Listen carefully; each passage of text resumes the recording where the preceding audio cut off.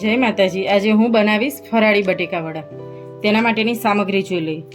બટેકા બાફીને છૂંદો કરી લીધા છે, ફરાળી લોટ, સ્વામિનારાયણ કે નીલકંઠ ગમે તે લઈ શકીએ, અને જો ફરાળી લોટ ના હોય તો રાજગરાનો અને સિંગોડાનો લોટ ભેગો કરી લેવાનો, લીલા ધાણા, ખાંડ, લીંબુ, લીલા મરચાં અને આદુની પેસ્ટ, ધાણા જીરું, ગરમ મસાલો અને મીઠું। તો હવે આપણે તેનો માવો બનાવી લઈએ। એક બાઉલમાં બટેકા લઈ લીધા છે। હવે તેમાં લીલા ધાણા,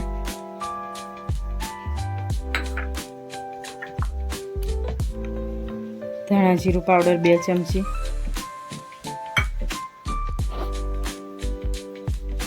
ગરમ મસાલો 2 ચમચી, લીલા મરચાં 2 ચમચી લીધા છે। તમે ટેસ્ટ પ્રમાણે લઈ શકો। વધારે તીખું ખાતા હોય તો વધારે લેવાના। મીઠું સ્વાદ પ્રમાણે, ખાંડ 2 ચમચી એડ કરીશું, લીંબુનો રસ,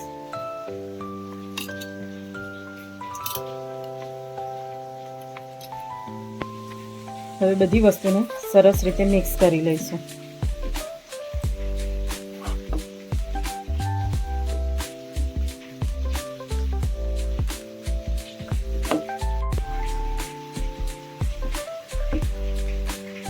તો આપણો મસાલો સરસ રીતે મિક્સ થઈ ગયો છે। હવે આપણે ખીરું બનાવી લઈશું। ખીરું માટે લોટમાં મીઠું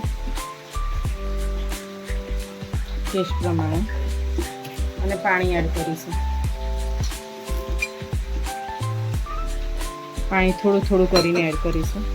જો તમારી જોડે ફરાળી લોટ ના હોય તો રાજગરાનો અને સિંગોડાનો લોટ મિક્સ કરીને લેવાય।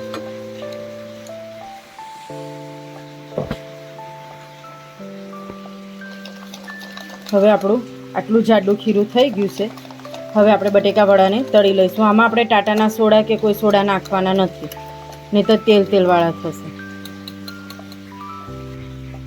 તેલ ગરમ થઈ ગયું છે। હવે આપણે તેમાં બટેકા વડા તળીશું।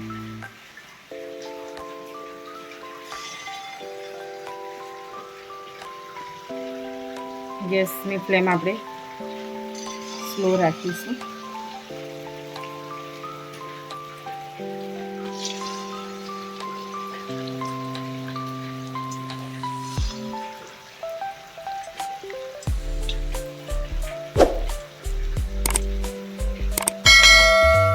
આવી જ રીતે બધા બટેકા વડા મૂકી દઈએ આપણે। હવે ગેસ ફૂલ રાખી અને આપણે તેને તળી લઈશું। તો તૈયાર છે આપણા ફરાળી બટેકા વડા। તો તમને અમારી રેસીપી કેવી લાગી તે જરૂરથી કોમેન્ટમાં કહેજો। અમારી ચેનલને લાઈક કરો, શેર કરો અને સબસ્ક્રાઈબ કરજો। જય માતાજી।